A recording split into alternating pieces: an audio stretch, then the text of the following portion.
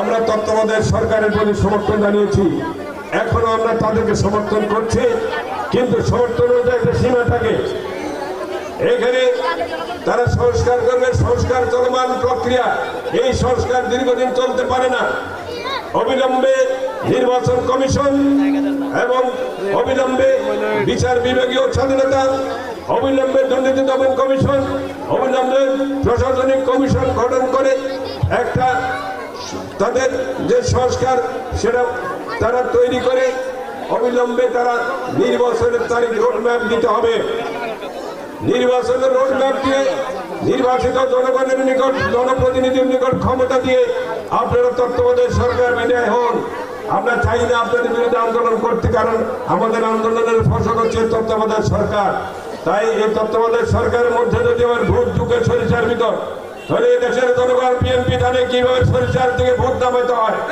আমরা সেই ধৈর্যের একটা সীমা আছে।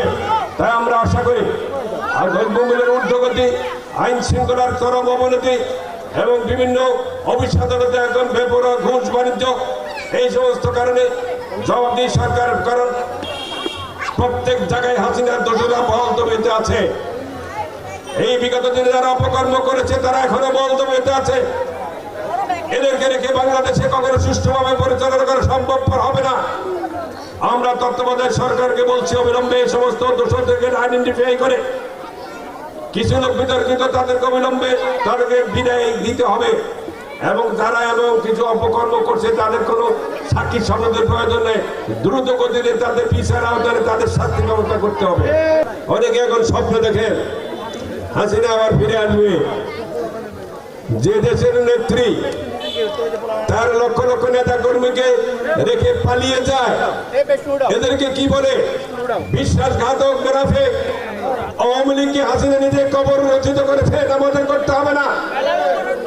হাসিনা নিজে আওয়ামী লীগ ত্যাগ করেছে, কারণ হাসিনা এবং হাসিনার পরিবার এই দেশকে লুটপাট করে অর্থ সম্পদ করে তুলতে বিদেশে। হাসিনার কোন বোন ভাগিনা কেউ কোন অবস্থাতে রেহাই পাবে না। পৃথিবীর যেখানে টাকা পাচার করুক না কেন তাদের বিরুদ্ধে তদন্ত চলছে।